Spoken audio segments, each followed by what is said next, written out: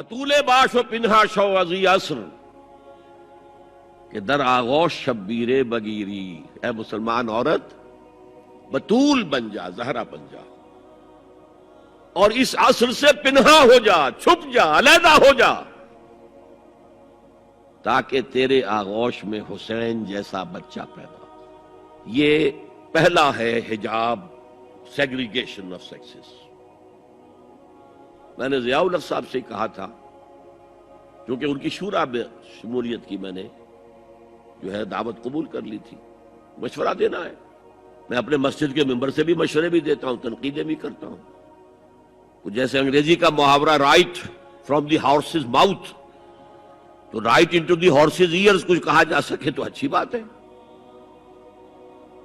میں نے ان سے کہا آپ نے پی آئی اے کو ڈرائی کر دیا، شراب بند کر دی، اچھا کام کیا، بہت عمدہ کیا۔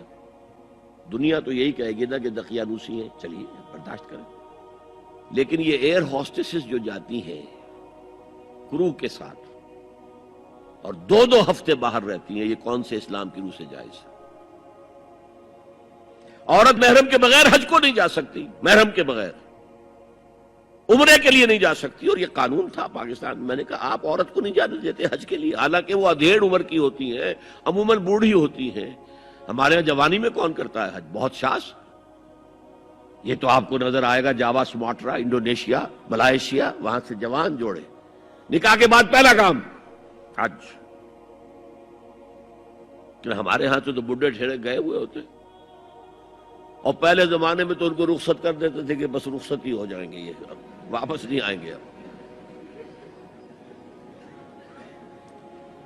تو میں نے کہا یہ کون سا اسلام ہے؟ خاموش، چپ۔ میں نے کہا یہ ناشتے کی ٹرے اور کھانے کی ٹرے مرد نہیں رکھ سکتے سامنے۔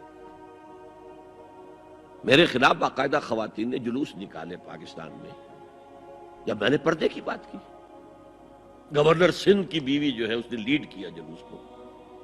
مطالبہ کیا کہ ان کی ٹیلی ویژن کے اوپر جو ہے ان کا سامنے آنا بند کیا جائے۔ میں نے کہا ٹھیک ہے۔ بدا الاسلام غریبا ویسعود کما بدا فطوبی للغرباء۔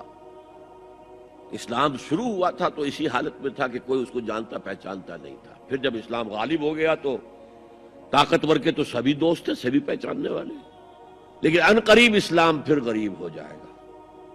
تو جو اسلام کی غربت کے ساتھ خود غریب ہو جائیں ان کے لیے مبارکباد۔ اسلام کا دامن نہ چھوڑیں، چاہے انہیں کہا جائے کہ یہ تو بڑے ہی دقیانوسی لوگ ہیں، بڑے کٹر لوگ ہیں۔ میں نے اس زمانے میں چیلنج کیا تھا، مجھے بتاؤ کیا فرق واقع ہوتا ہے؟ آپ کہیں گے عورتوں کو اگر ہم گھر میں بٹھائیں تو ہماری اکانومی سفر کرے گی، آدھی ہماری جو ہے لیبر وہ کام نہیں کرے گی۔ میں نے کہا where there's a will there's a way۔ Cottage industry کا انتظام کرو، نمبر 1، گھروں میں بیٹھ کر کام کریں۔ دوسری جنگ عظیم کے دوران ایک بڑا علاقہ تھا دلی میں جس کا ہر گھر کارخانہ بنا ہوا تھا، کرخندار، یہ ایک قوم کا نام پڑ گیا، کرخندار۔ چھوٹی چھوٹی مشینیں لگی، کہیں بٹن بن رہے ہیں، کہیں بکسوئے بن رہے ہیں، کہیں نکریں سل رہی ہیں، کہیں پینٹیں سل رہی ہیں، کہیں جو ہے کرتے سل رہے ہیں، قمیضیں۔ صبح کے وقت ٹرک آیا، خام مال دے گیا، شام کو آیا، تیار مال لے گیا۔ عورت نہ گھر سے نکلی نہ باہر گئی، کچھ نہیں، اور کام کیا، کما لیا۔ کاٹیج انڈسٹری کا انتظام کرو۔ اسی طریقے سے ایسے یونٹ بناؤ انڈسٹریل جس میں عورتیں کام کریں، عورتیں سپروائز کریں، ورکنگ آورز کم رکھو تاکہ وہ اپنے گھر کا کام بھی کر سکیں۔ کرو۔